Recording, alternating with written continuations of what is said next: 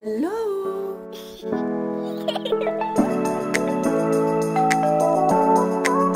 Hello guys! Welcome back to my channel. Ba't ganito? So, madaming tao nagtatanong sa akin kung maganda daw ang turo sa Italy, kung saan ko daw mas gusto, kung dito or sa Pilipinas. Kahit alam ko kung madaming ayaw sa school, I decided to make a video about the school here in Italy. Sa Italy, there are 5 years of elementary, 3 years of high school, and 5 years of senior high school. Hindi ko alam ang tawag doon. And then, you can start the college. Nag-kinder ako sa Pilipinas, dun sa school na pinapasukan ko din ngayon. Then, from elementary hanggang sa second year of high school, dun ako sa Italy. Dito ako sa Pilipinas na grade 9. And then, this year, I'm in grade 10. Yes, medyo magulo kasi palipat-lipat ako, pero kinakaya ko naman.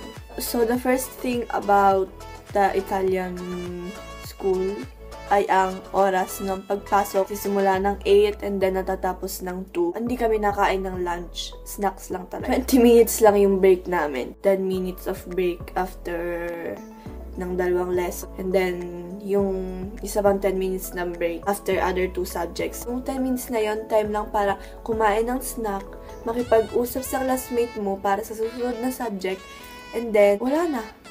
Yun lang. Ang magandang bagay sa Italian school ay ang mga field trip. There are more field trips in a year. So, during the year, napunta kami sa mga museum or sa iba't ibang lugar. Lahat ng school years ko sa Italy, never nila kami tinuruan sumayaw. So, hindi sila masyado sa music. Punta lang sa Pilipinas, yung may event, kailangan may present na sayaw or kanta or kahit ano man. Speaking of events, wala din masyadong events. Nadalo lang ang events namin sa Italy. Wala kaming foundation day, intramurals, nutrition month. Wala kaming buwan ng wika. Ang event lang na meron ay ang Christmas party, graduation. So, pagkatapos ng taon, may parang party. Minsan, nakaka-stress din.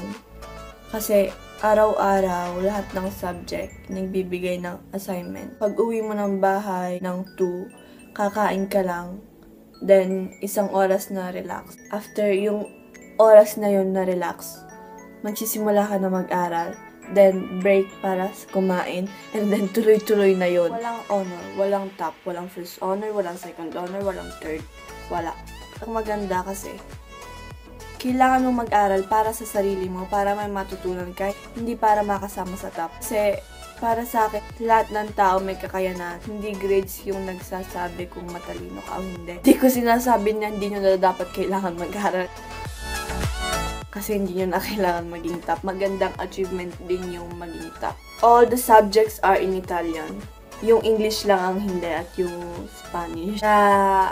Nung umuwi ako ng Pilipinas, wala akong masyadong alam na words. Pero yung grammar, dun sila nagfo-focus sa grammar. Iba yung school, iba yung subjects, at iba din yung mga teachers. Hindi namin estudyante masyado close yung teacher namin dati sa Italy. Ang ginagawa lang nila yung magturo. Kung may problema ka sa sarili mo, hindi ka makakalapit sa mga teachers. I mean, pwede naman, pero parang ang weird. Yung hindi mo naman close, tapos mag-go-open ka. While sa Pilipinas, kapag may problema kayo ng mga classmates mo, pwede mo sabihin. Grades are 1 to 10. So, kapag 6 to 10 na nakuha mong grade, pasa ka. And pag 5, pababa. Hindi na. Walang uniform. Ang sinusot namin araw-araw, mga pants, mga damit,